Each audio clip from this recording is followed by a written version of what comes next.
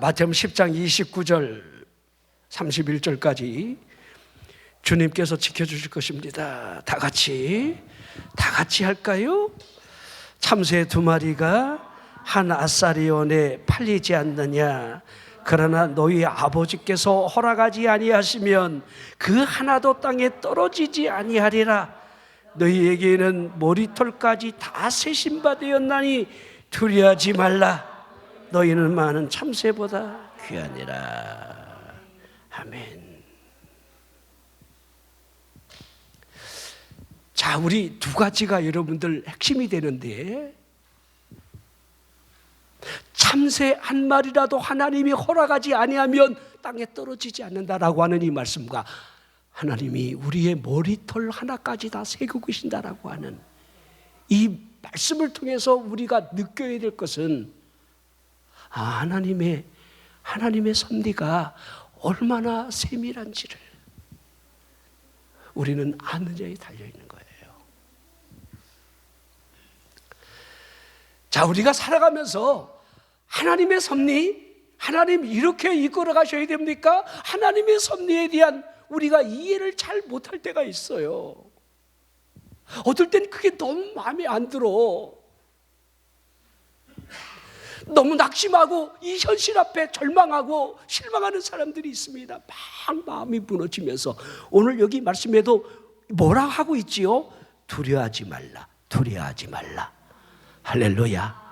따라해 볼까요? 두려워하지 말라. 아멘. 어떠한 일을 만나든 우리는 두려워하면 안 돼요. 믿음의 사람이라고 한다면 하나님의 섭리에 맡기가 어떻게 굴러가든 우리는 우리 판단에 의해서 걱정하거나 낙심하거나 절망하거나 그렇게 해서는 안 된다는 거예요. 여러분, 하나님이 역사를 주관하신다는 사실을 여러분 믿으시지요? 하나님이 섭리하신다는 거잖아요. 하나님이 섭리하신다는 거예요. 우리 마음에는 들지 않아도 하나님이 섭리해 가신다. 이게 반드시 우리는 믿어줘야 돼요. 우리 요셉을 한번 봤으면 좋겠습니다. 자, 이 성경 안에 하나님이 어떻게 섭리하는가는 얼마든지 우리가 찾아볼 수가 있는데, 이 작은 사건이 되건 큰 결과물이 우리에게 주어지든 하나님의 개입이 있었다. 하나님의 섭리가 있었다는 겁니다.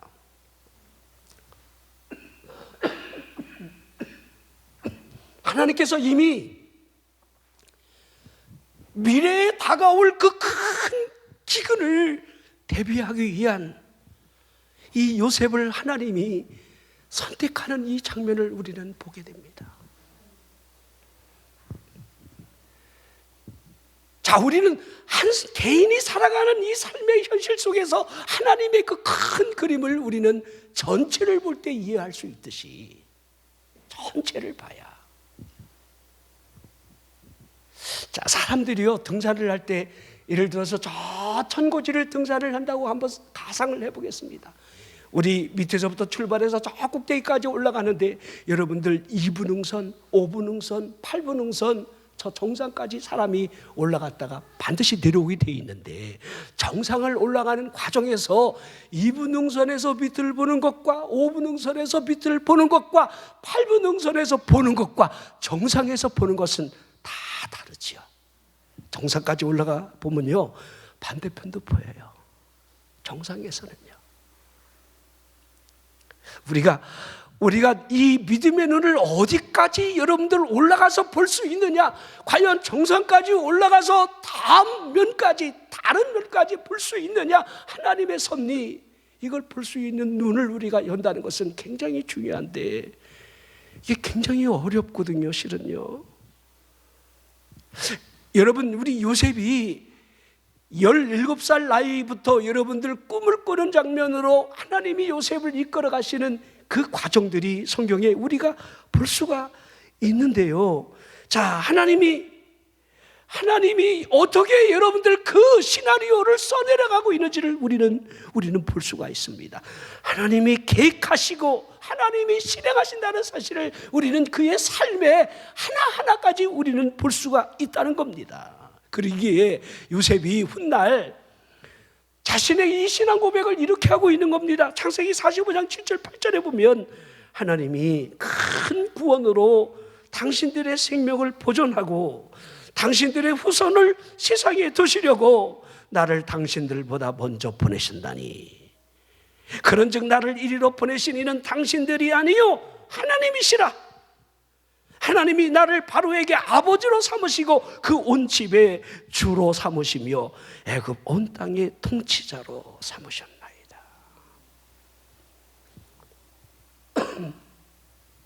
자, 이와 같은 고백을 하기 위해서 지난 13년 동안 그가 겪었던 이 고초를 단 한마디로 정의를 하고 있습니다. 형님들이 파는 것이 아니라는 거예요. 하나님이 보내셨다는 거예요. 하나님이. 여러분이 지금 살아가는 삶 속에서 하나님이 지금 이렇게 하고 계시진 않을까? 하나님이 나를 이곳에 세운 것은 아닐까? 하나님이 나를 이렇게 하신 것은 아닐까라고 하는 하나님이 있느냐? 하나님이. 대부분의 사람들, 특별히 믿음이 없는 사람들은 팔자 타령을 그래서 하는 거예요. 팔자련이 내 팔자에.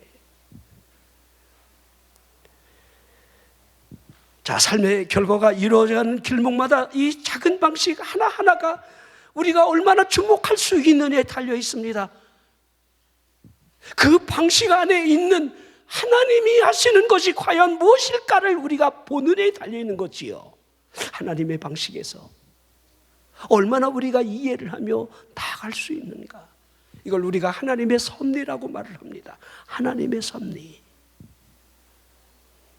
자, 요셉에게 나타났던 하나님의 섭리, 여러분의 삶 속에도 하나님의 섭리가 여러분들 이렇게 여러분의 그 수레바퀴가 지금 굴러가고 있을 겁니다. 이걸 좀 눈을 뜨고 보라는 거예요.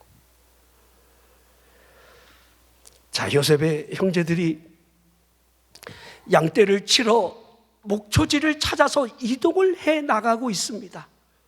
지금처럼 핸드폰이 있어갖고 지금 형 어디야? 아들들아 어디니? 지금 어디로 간다고? 이렇게 여러분 위치를 파악할 수 있는 그 시대가 아니다 보니까 이 야곱이 아버지가 자신의 아들들이 지금 어디가 있는지가 궁금해져서 그 소식을 알고 싶어하는 그 장면이 나오게 됩니다. 자, 여기서부터 한번 여러분 생각해 보세요. 아니 왜 갑자기 지금까지 아들들도 궁금하지 않던 이 애비가 왜 갑자기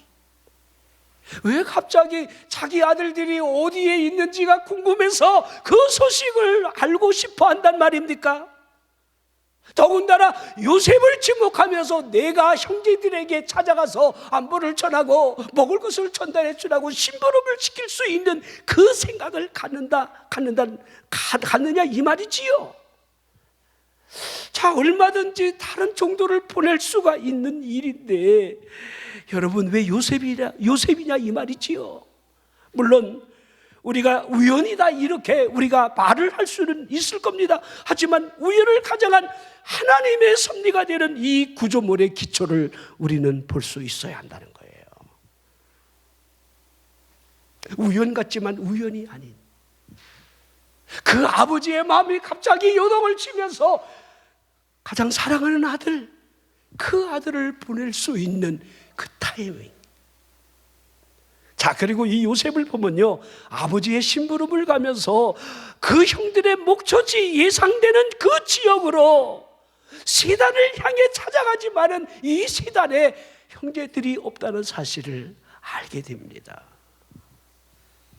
형제들을 찾기 위해서 이 세단을 배회하다가 형제들이 도단에 있다고 하는 그 다른 사람의 소식을 통해서 도단까지 형제들을 찾아가게 되는데요. 왜 요셉이 굳이 그 먼 거리까지 그 아버지 심부름을 이루기 위해서 그 먼 거리까지 찾아가야 했느냐 이 말이지요. 자, 요셉이 도단에 이르렀을 때에 형제들은 마침 쉬는 시간에 자기 동생 요셉에 대하여 분개를 하며 뒷담화를 하고 있는 겁니다. 저 꿈쟁이 자식 때문에 기분이 너무 나쁘다는. 아버지의 편애된 사랑을 받는 그 요셉이 눈의 가시처럼 이복 형제들이 그렇게 여러분들을 미워하는 마음이 들어있는 최고조의 그 상황으로부터 여러분 요셉이 지금 나타나고 있는 거예요.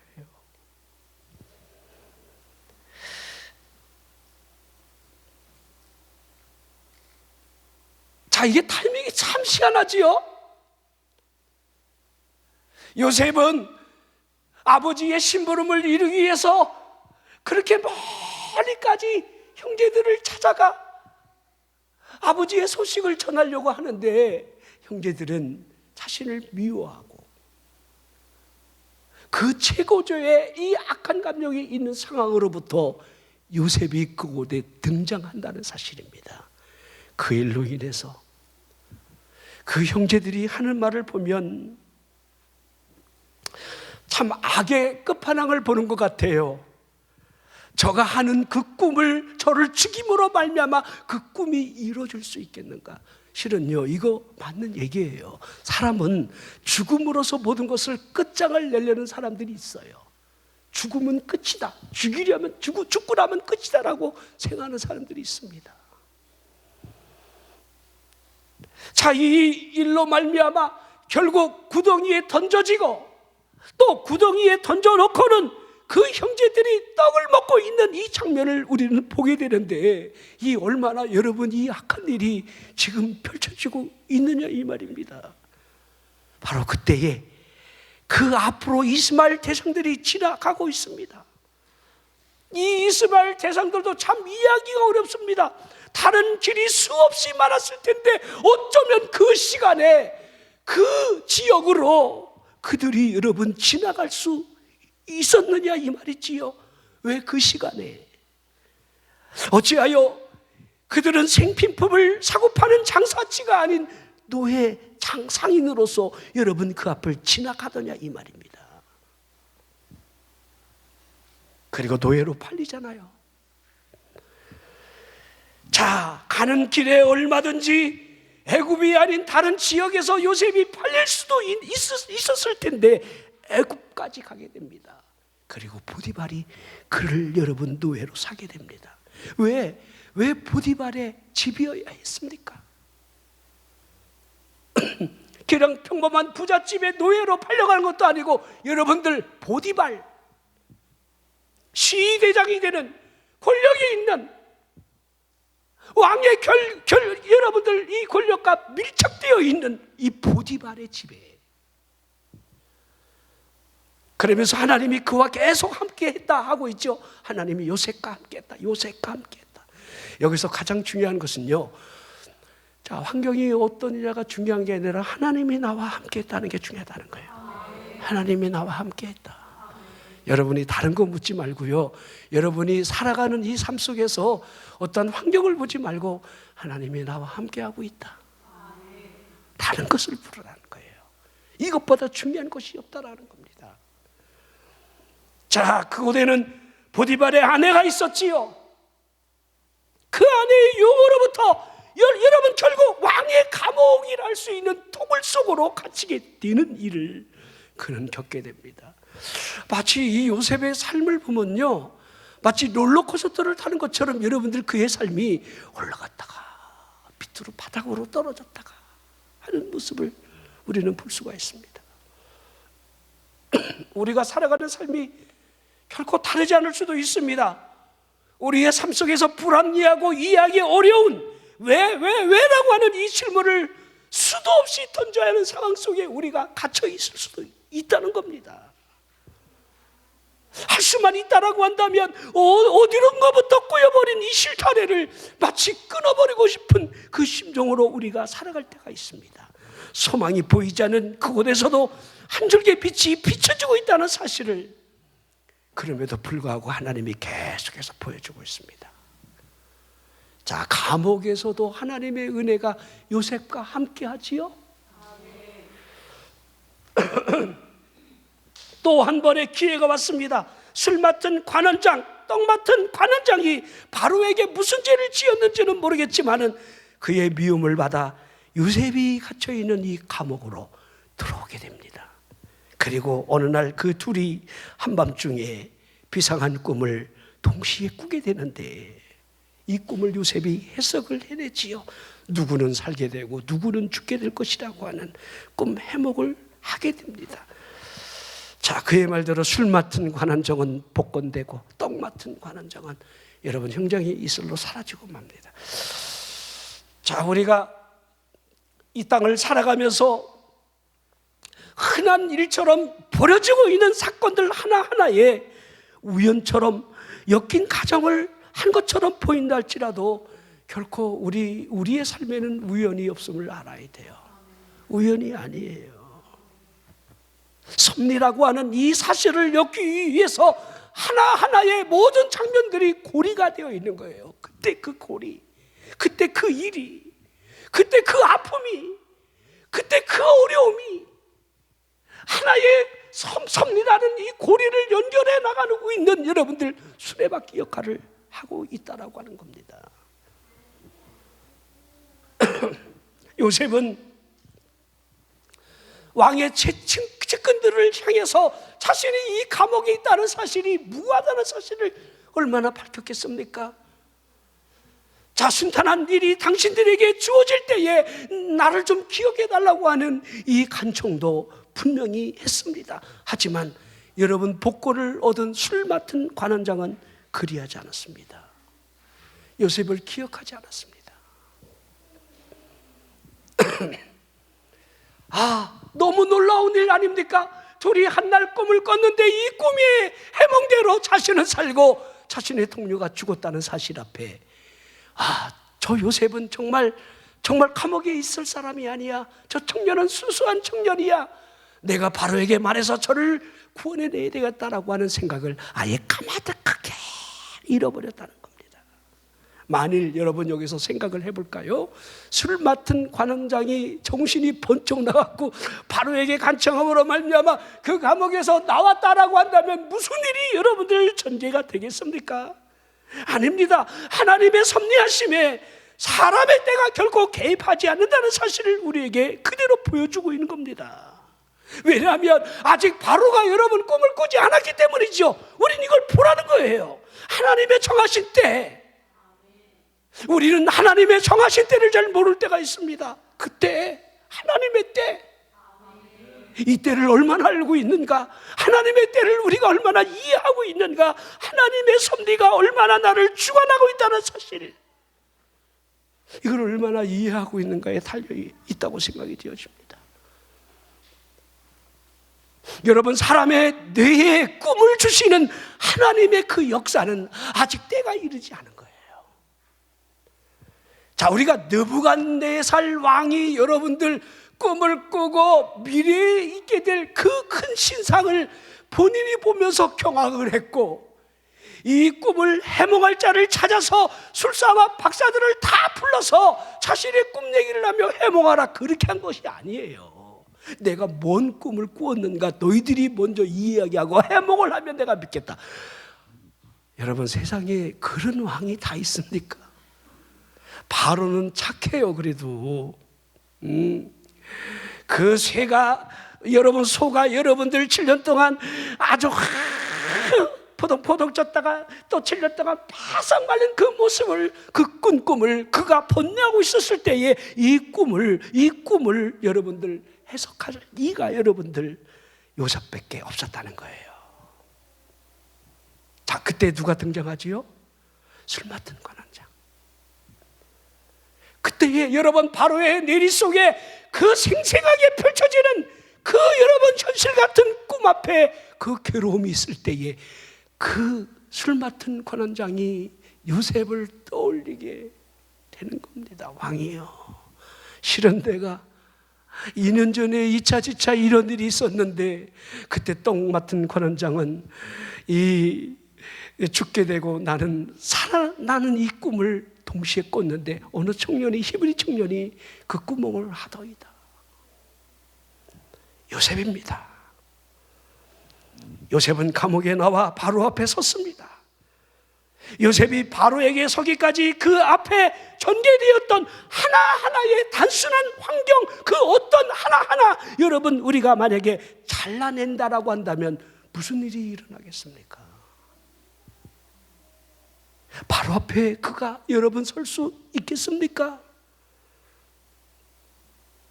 우리가 살아가는 이 과정 하나하나의 삶에 이 연결고리 하나를 우리가 뚝 잘라버린다라고 한다면 우리는 잘라버리고 싶은 생각들이 너무 많아요. 이건 아니야 하고 막 자르고 싶은 마음이 굴뚝 같습니다.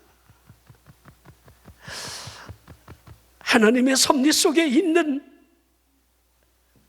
그 사슬 하나를 잘라버림으로 말미암아 전체 여러분 고리가 여러분들 공중분해 된다는 사실을 우리는 얼마나 이해하고 있습니까? 하나님의 섭리라는 이 때가 얼마나 정확한지 또 정확하게 드러나는지를 우리는 이해를 못할 때가 많습니다. 하지만 하나님께서 그때를 얼마나 잘 맞추고 계신다는 사실이 오늘 본문 말씀을 통해 느껴지라는 거예요. 참새 한 마리도 하나님이 허락하지 아니하시면 땅에 떨어지지 아니한다. 하나님께서 사람의 머리카락 하나하나까지 다 세심받았다라고 하는 하나님의 섭리하신다는 이 세밀함을 우리는 얼마나 이해를 하고 있습니까? 하나님의 정확성. 자, 만약에 요셉이 죽음의 구덩이에 던져졌을 때 여러분 이스마엘 대상들이 정확하게 그 앞으로 지나가지 않았다라고 한다면 여러분들 그 형제들에게 어떠한 일이 일어날는지 누가 예상을 하겠습니까? 자, 이스마엘 대상들이 여러분들 도로가 있는 것도 아니고 여러분들 그들의 행로에서 정확한 시점에 그 요셉이 갇혀있는 그 지역으로 지나갈 수 있는 확률적으로 말한다라고 한다면 확률은 제로라 해야 되는 거예요. 정해진 그 시간에 이스마엘 대상들이 그것을 지나가기 위해서 하나님의 섭리가 하나님의 역사하심이 얼마나 개입했겠습니까? 이스마엘 대상들이 빨리 간다라고 한다면 하나님이 그들을 주저앉히기도 하고 너무 늦는다 싶으면 이스라엘 백성들을 빨리 보내서 지금 구덩이에 갇혀있는 요셉이 팔려나가기 위한 하나님의 계획, 하나님의 작업이 그들에게도 이루어지고 있다는 사실을 여러분 본뇌에 달려있는 겁니다. 루벤이 요셉을 살리려고 여러분 힘을 쏟았다는 건 우리는 너무도 잘 알고 있습니다. 30분 정도에 여러분 지나고 난 이후에 요셉을 구덩이에서 끌어올리고자 그거 했다는 사실을 우리는 알 수가 있습니다. 창세기 37장 29절 30절 루벤이 돌아와 구덩이에 이르러 본즉 거기 요셉이 없는지라 옷을 찢고 아우들에게로 되돌아와서 아이가 없도다. 나는 어디로 갈까? 루벤은 장자로서 자기 동생을 어떻게 하든지 시간을 끌고 그를 구출해내려고 애를 썼지만은 30분이 지난 후에 와보니 자기의 형제들이 이미 요셉을 팔아버린 거지요. 여러분 사람이 아무리 의가 여러분 앞선다 할지라도 여러분 하나님이 섭리하시는 섭리보다 결코 빠르지 않다는 사실을 보여주는 거예요. 그 발걸음을 인도하시는 이가 여호와 하나님이시라는 사실. 하나님의 계획 속에 요셉은 이미 애굽으로 가야 합니다. 그 애굽으로 가기 위한 그 길목에 이스마엘 대상을 하나님이 그곳에 보내셨다는 겁니다. 하나님께서 악한 형제들의 마음을 이용하시고 이스마엘 대상들을 준비시켜 놓으셨다는 사실을 보라는 거예요. 요셉이 도단에 도착하는 그 심정과 형제들이 분개하여 여러분 요셉을 죽이려고 하는 이 구덩이 던지는 이 상황에 맞춰 하나님께서 이스마엘 대상들을 결정적인 그 시점에 꼭 맞춰서 그것에 보내셨다는 사실을 여러분은 보고 있습니까? 여러분은 하나님의 섭리 속에 지금 살아간다 말하고 싶지만은 그것이 하나님의 섭리라고 이해하기 어려운 환경들이 우리 앞에는 너무도 펼쳐져 있어요. 하나님의 섭리된 이 고리가 마치 우리에게 고통의 고리처럼 느껴질 때가 있다는 겁니다. 그러나 두려워하지 마십시오. 하나님이 우리를 이끌어 가시는 거예요. 하나님이 우리를 이끌어 가시는 거예요. 하나님이 이 민족을 이끌어 가시는 거예요. 어떠한 정치인들이 이 나라를 이끌어 가는 게 아니에요. 하나님이 여러분이 환경을 보지 마십시오. 하나님이 하시고 하나님이 이끌어 가신다는 사실을 볼 수 있느냐에 달려 있습니다.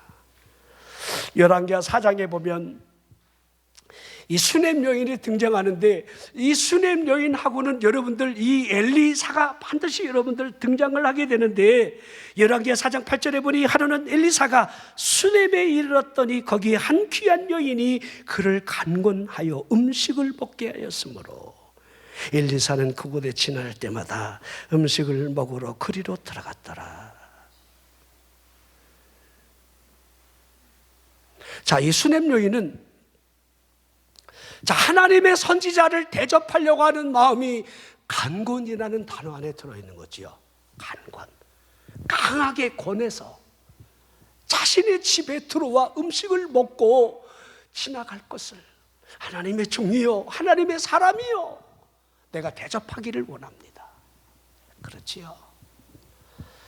자, 나중에는 그가 어떻게 하지요? 그의 담벼락에 난 남편에게 하나님의 선지자를 위해서 여러분들 그가 머물 수 있는 그 공간을 아예 여러분들 만들어 놓게 하지요.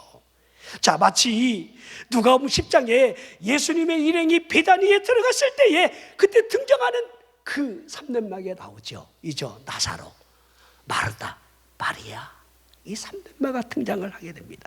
누가복음 10장 38절에 보면 그들이 길 갈 때에 예수께서 한 마을에 들어가심에 마르다라 이름하는 한 여자가 자기 집으로 영접하더라. 마르다가 자기 집으로 영접해 모시고 들어가는 거죠. 예수님의 일행을. 자, 그러기에 이 마르다는 예수님을 대접하고 싶은 마음이 앞섰기 때문에 부엌에 들어가 무언가 여러분들 계속해서 덜그럭 여러분들 음식을 대접하고 싶은 마음이 앞서 있다, 이렇게 할 수가 있습니다. 마르다는 예수님의 발치에 앉아서 그분의 말씀을 듣고 있고, 분주한 나머지 마리아가 자신을 좀 도와줬으면 좋겠다라고 하는 그 말을 하게 되는 것을 우리는 알게 되잖아요. 자, 주님을 사랑하는 마음이 이 삼남매에게 있었다는 사실을 우리는 알게 됩니다. 우리가 요한복음 11장에 아시는 대로 여러분 나사로가 살아나는 이 긴 장면 속에서도 여러분 우리 그 자매들이 자기 오라버니가 죽게 됐다고 하는 이 기별을 예수님에게 보내서 우리 오라버니가 죽게 되었습니다. 예수님 오셔서 우리 오라버니를 좀 살려주실 것을, 이 병에서 낫게 하실 것을 그렇게 간청하는 이 장면을 우리가 보게 되는데요.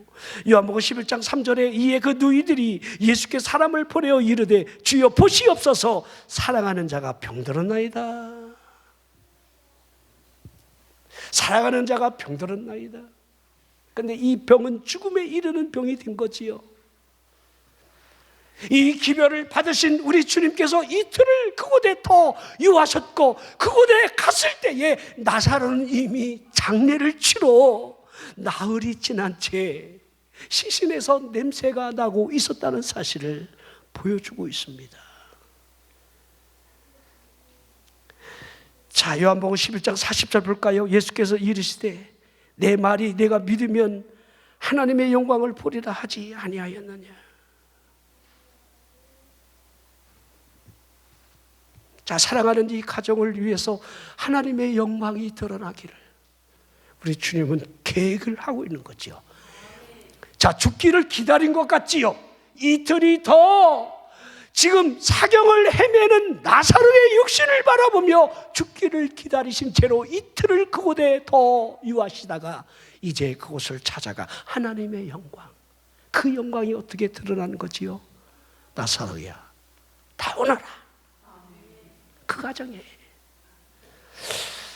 자, 이 수넴 여인은 엘리사의 일행을 위해서 작은 방을 만들어 아예 침상, 책상, 의자, 촛대를 마련해 놓고 그 선지자를 하나님의 사람으로 알고 극진히 대접하는 그 모습에 이 엘리사가 얼마나 감동을 받았는지, 이 여인에게 자녀가 없음을 알고 그를 위해서 아들을 안길 것을 예언을 하게 됩니다. 열왕기하 4장 16절에 엘리사가 이르되 한 해가 지나 이때쯤 내가 아들을 안으리라 하니 여인이 이르되 아니로소이다. 내 주 하나님의 사람이여 당신의 계집종을 속이지 마옵소서 하느니라. 안 믿은 거지요. 못 믿은 거지요. 자, 이삭을 낳게 되는 이 사라의 장면하고 결코 다르지 않습니다. 자신을 알아요. 자기가 자신을 아는데 어찌해서 내 몸에 여러분들 이제 여러분 아이를 가질 수 있는 그 능력이 없다는 사실을 느끼고 있는데, 알고 있는데 어떻게 이런 말을 할까? 내년에 내가 아들이 있으리라 패시 웃잖아요. 그 웃은 게 이삭이잖아요. 자, 이 수냄년 또한 여러분 다르지 않았습니다. 자, 그런 아들이 추수하는 추수꾼들에게 나아가 그의 아버지에게 이르렀을 때 갑자기 그 성장한 아이가 내 머리야 그러면서 여러분들 쓰러지고 말았습니다. 수렘 여인이 이 아이를 데리고 가 어머니 무릎에 앉혀 놓은 채로 그 아이가 속수무책 죽고 말았을 때에 이 수렘 여인이 이 아이를 선지자의 침상에 누인 채로 갈멜산에 기거하고 있는 엘리사를 그 먼 거리를 찾아갑니다. 죽은 아이를 선지자가 이름을 부르며 침상에서 일어나라 그렇게 했습니까? 아니지요. 그의 지팡이를 손에 들고 여러분 게하시가 먼저 여러분 뛰어가게 되고 그 뒤에 여러분 선지자가 다가와서 어떻게 여러분들 했습니까? 그의 눈, 그 죽은 아이의 그 엎드러진 그 상태로 자기 입과 그의 입을 대고 자기 눈을 그의 어린아이의 눈과 마주치며 자기 손을 서로 맞대면서 그의 몸에 엎드리고 있었을 뿐이라는 것을 보여주고 있습니다. 자칫하게 이미 육신이 죽어 굳어져 버린 이 어린 아이에게 여러분 따뜻한 온기가 여러분들 다시 시작이 됩니다. 다시 재차 이와 같은 행위를 반복할 때에 아이가 7번 재채기를 하면서 눈을 떴다 이렇게 성경은 기록하고 있습니다. 하나님이 하시는 이 방법을 보십시오.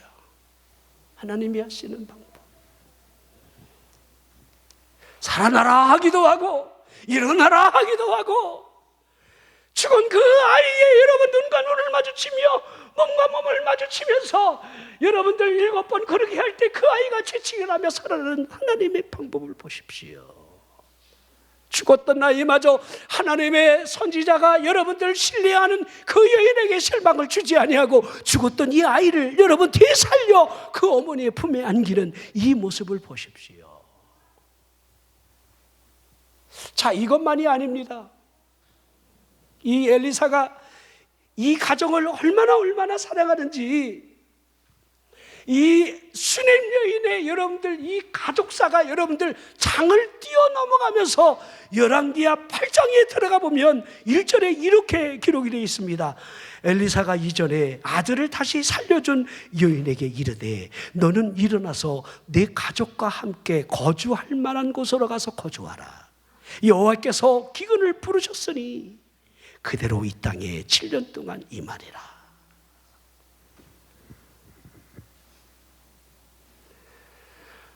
자, 이 가정을, 이 수냄 여인 가정을 얼마나 사랑하면 7년 동안 이 땅에 기근이 있을 것을 미리 알려주지요.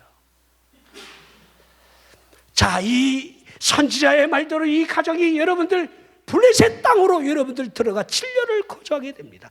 이제 이 기근이 끝나고 7년이 다한 후에 고향에 돌아오 보니 자신의 집이나 전토들이 이미 다른 사람들이 소유를 해버리고 말았습니다. 자, 7년간 여러분 이 전토가 집이 다 비어 있는데 다른 사람이 들어와서 내 집이야 소유권을 주장하는 거예요. 이제 여러분들 그 땅, 그 집을 소유하기 위해서 다시 왕에게 찾아가 호소를 해야만 했습니다. 자, 여러분 이 타이밍을 보십시오.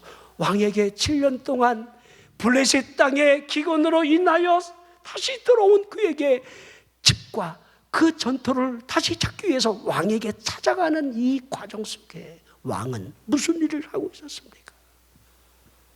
왕은 하나님의 종이 행한 모든 큰 일들을 듣고 싶어서 엘리사의 사환 게하시를 불러 간증을 듣고 싶어 했다는 겁니다. 너의 선지자가 어떠한 일을 어떻게 하였더냐라고 하는 그 이야기를 듣고 싶어 한 거지요. 자, 여러분들 어찌해서 왕이 바로 이 시간에, 이 타이밍에 하나님의 사람이 행했던 그 일들을 듣고 싶어 한단 말입니까? 또한 집과 전토를 다시 찾으려는 수넴 여인의 가족이 여러분 이 시점에 바로 찾아간다는 사실을 그대로 보여주고 있는 겁니다. 자, 우리 아수로의 왕이 여러분들 잠을 자지 못하면서 불면증인지 몰라도 잠이 오지 않으니까 여러분 예전에 기록되어 있던 이 문서를 여러분 읽어보게 되는데 이 일 동안 우연이라 여러분 해서는 안 되는 거예요. 에스더 6장 1절 2절 볼까요? 그날 밤에 왕이 잠이 오지 아니하므로 명령하여 역대 일기를 가져다가 자기 앞에서 읽히더니 그 속에 기록하기를 문을 지키던 왕의 두 넷이 박다나와 데라스가 아수에로 왕을 암살하려는 말을 모르드게가 고발하였다 하였는지라. 모르드게, 아하, 이런 일이 있었구나. 모르드게가 이때 이 일을 고발함으로 내가 위기에서 건져졌구나. 모르드게. 자, 그날 밤을 잘 보셔야 합니다. 그날 밤이 어떤 밤이란 말입니까? 하만에게 눈에 가시 갔던 이 모르드게를 죽이기 위한 그의 아내 시리스가 모든 친구들이 같이 대화하는 장면이 나오는 여러분 그날 밤이에요. 50규빗이나 되는 나무를 세워 유대인들을 한날 한시에 죽일 것을 모의하던 그날 밤. 왕은 어찌해서 그날 밤에 잠이 오지 아니하고 역대 일기를 읽으려 한단 말입니까? 자, 왕은 어찌하여 갑자기 하나님의 선지자가 행한 일들이 무슨 일이 있었는지를 궁금해해야 한단 말입니까? 자, 우리 이 게하시가, 이 사환 게하시가 여러분 왕이 불렀을 때에 선지자가 행한 일 가운데 가장 기억나는 게 과연 무엇이 있었을까요? 무엇이? 수넴 여인. 아, 수넴이라는 그 동네의 여인은 참 지독기도 하나님의 종을 극진히 섬겼던 그 여인, 믿음의 여인. 아들이 일으켜서 얻게 되었는데 그 아들이 죽었을 때에 자신이 선지자의 막대기를 들고 제일 먼저 뛰어왔다는 그 사실을 자랑하고 싶었겠지요. 바로 그 사건.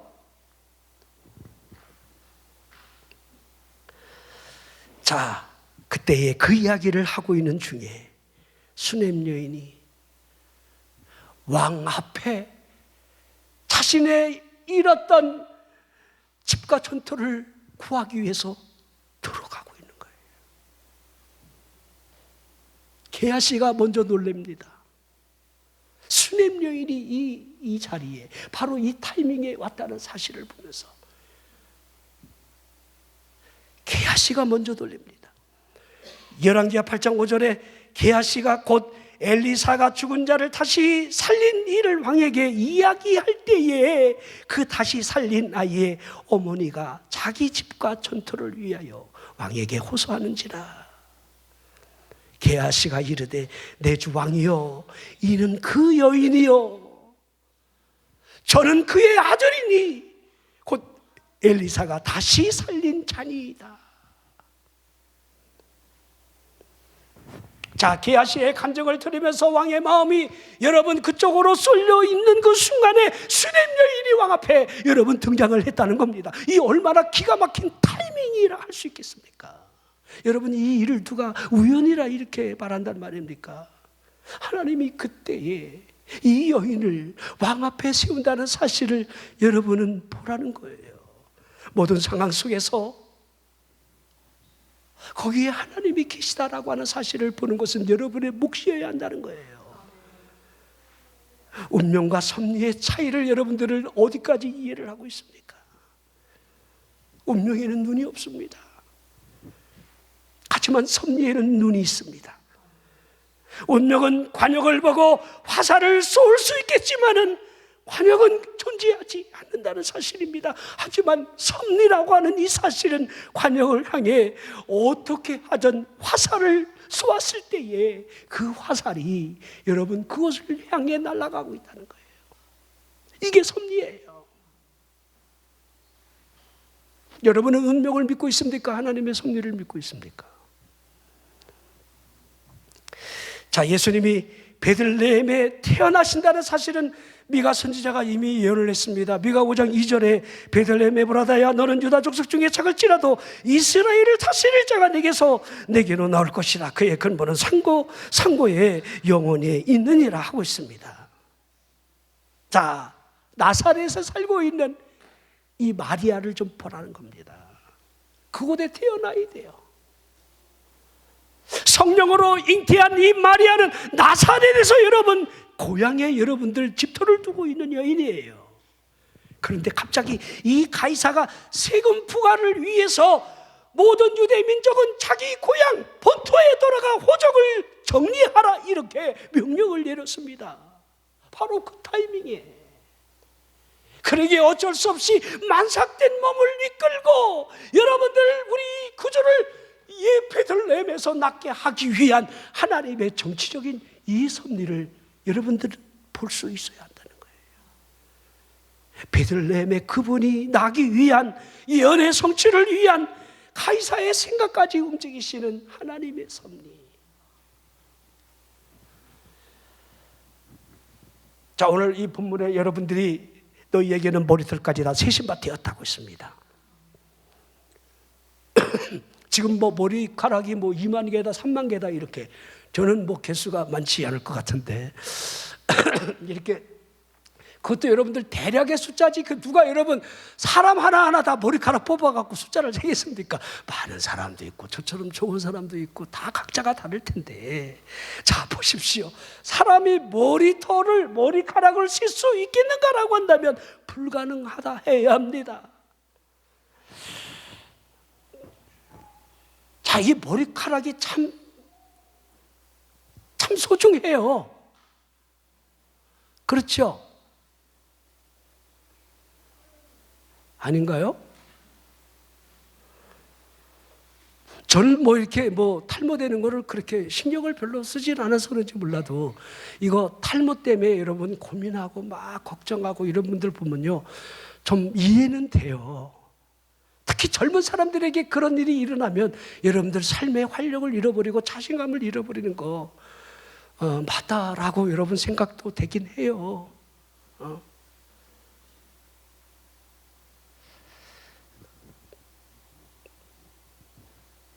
하지만 그 누가 이 머리카락 하나하나를 세면서 여러분들 자기 머리카락을 돌볼 수 있겠습니까?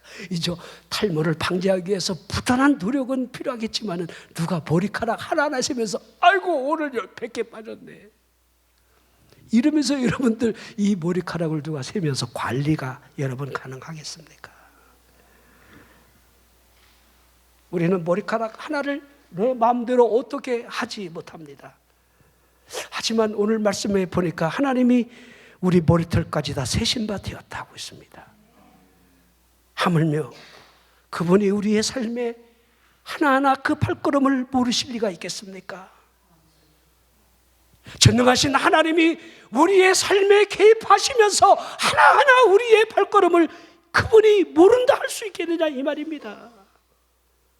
우리 어머니의 사랑은 하해와 같다 이런 말을 쓰게 되는데요 그만큼 어머니의 사랑은 배려로 그 자식을 돌보기 때문이라고 생각이 되어집니다.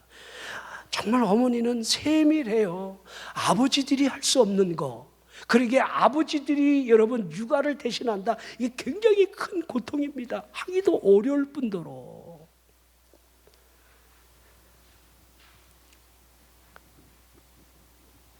우리 아이가 조금만 아파도 또 아이가 여러분 조금만 이상한 증세가 보여져도 예민하게 어머니는 알고 있는 거지요. 자, 내 자식을 그렇게 예민하게 알고 있는 어머니마저도 내 자식의 머리카락 하나하나를 그 누가 셀 수 있겠습니까? 얘가 머리카락이 많아졌다 적어졌다 이런 애 셀 수 있는 어머니는 아무리 세밀하다 할지라도 그런 어머니는 존재하지 않습니다. 자, 하늘의 아버지를 보라는 거예요. 머리털을 다 세고 계실 정도로 그분이 세밀하게 우리를 돌보신다는 거예요. 하나님의 손 아래에 있는 것보다 안전한 것이 없다는 사실을 우리에게 보여주고 있는 겁니다. 하나님의 손 아래에 있다는 것, 이것보다 안전한 것이 어디 있겠습니까? 하나님이 우리의 삶에 하나하나까지 세밀하게 우리를 알고 계시는 그분에게 우리가 여러분들 붙들려 있다는 것보다 축복이 어디 있겠느냐 이 말입니다. 여러분이 하나님의 섭리를 믿는다라고 한다면 여러분의 반응은 어떠한 반응이 되어야 하겠습니까? 제일 먼저 담대해야 합니다. 두려워하지 마십시오. 어떠한 일을 만나도 두려워하지 마십시오.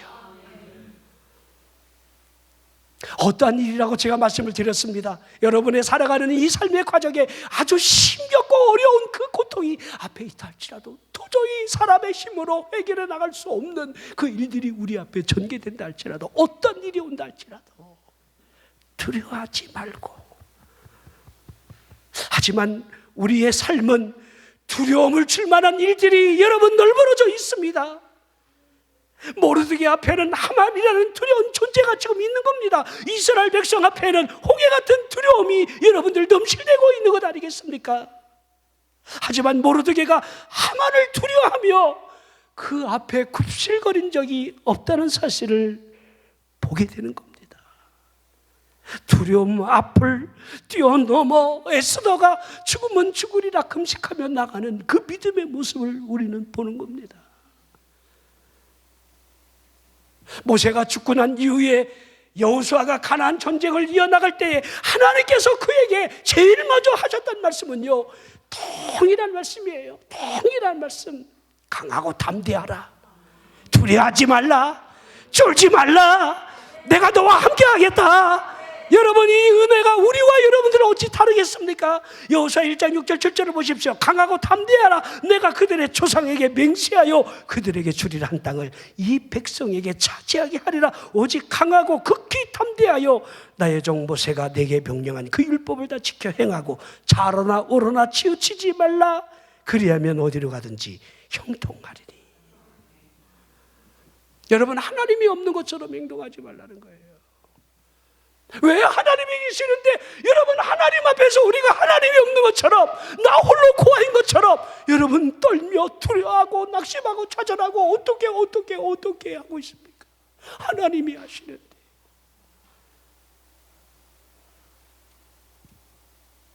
여러분, 정치도 걱정하지 마세요. 하나님이 하시는 거예요. 하나님이 하시는 거예요. 하나님이 이끄실 겁니다. 두려워하지 마십시오. 한국이 망했다, 한국이 어떡하느냐, 그런 말 하지 마십시오. 하나님이 하고 계시는 거예요. 자, 우리 입술로라도 여러분들 하나님 앞에 범죄하지 않았으면 좋겠습니다. 담대하십시오. 하나님이 우리를 알고 우리를 이끌어 가신다, 믿는다라고 한다면 여러분 마음속으로부터 여러분들 좌절하거나 낙심이 들어오지 못하도록 하나님이 함께 하신다, 승리할 수 있어, 하나님이 이끌어 가셔, 하나님이 하시는 일이야, 할렐루야 할 수 있는 우리가 되어야 합니다. 두 번째, 여러분의 마음에 평안이 무너지지 않게 해야 합니다. 우리가 알거니와 로마서 8장 28절 우리가 안다 하고 있습니다. 모든 것이 합력해 선을 이루신다는 사실을 우리가 얼마나 알 수 있느냐에 달려 있습니다. 우리가 균형 잡힌 생각을 항상 여러분 유지한다는 것이 매우 어렵다는 것은 여러분들 잘 알고 있습니다. 하지만 균형적인 이 생각을 찾는다는 것이 굉장히 중요하다는 거예요. 마음의 평안을 깨지는 그 행위의 출발은 생각으로부터 여러분 시작된다 해야 합니다. 마귀가 계속 부정적인 생각을 줘요. 제가 서두에 말씀드렸죠.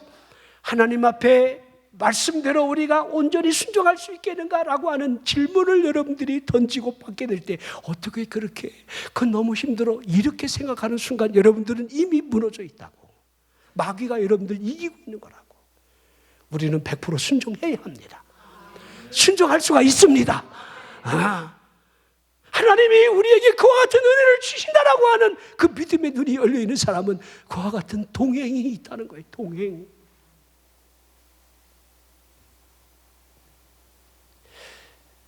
자, 가룟 유다의 마음에 예수 그리스도를 팔려는 생각을 넣었다는 것을 요한복음 13장 2절에 기록되어 있지요. 생각을 넣은 것. 생각.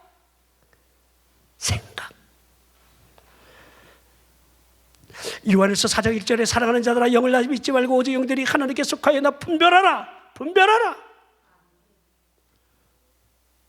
분별해야 돼요.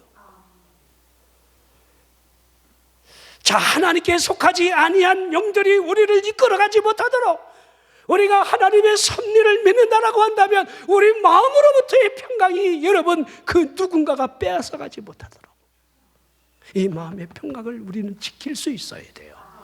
아무것도 염려하지 말고 오직 다만 모든 일에 기도와 간구로 너희 구할 것을 감사함으로 하나님께 아뢰라. 그리하면 모든 지각에 뛰어난 하나님의 평강이 너희 마음과 생각을 지키시리라. 할렐루야. 그러게 우리는 성령을 의지해야 돼요. 성령님 도와주시옵소서. 우리 힘으로 안 되잖아요. 우리가 철야에 여러분들 올라와서 기도하는 기도의 제목이 무엇입니까? 그냥 여러분들 묵상하다 돌아갈 것 같으면 여러분 이곳까지 이 깊은 산속까지 우리가 왜 와야 합니까? 성령의 역사가 내 안에 나타나기를 말씀을 붙들고 하나님의 섭리의 고리가 행여라도 내가 끊어지지 않도록 내가 끊는 일이 없도록 하나님의 이끄심을 내다보며 담대하게 우리의 마음의 평안이 무너지지 아니하도록 성령님이 이끌어 주시옵소서. 말씀을 믿고 따라가겠습니다. 순종하겠습니다. 승리하기를 원합니다라고 하는 믿음의 눈을 열어야 한다는 거예요. 이것은 기도하는 사람을 통해서 하나님의 성령이 역사하기 때문에 여러분들은 오늘 저녁에 마음껏 부르짖어 기도하다가 하나님의 섭리에 의한 발걸음에 늘 승리가 있는 여러분의 기도의 응답이 있기를 주의 이름으로 축원합니다.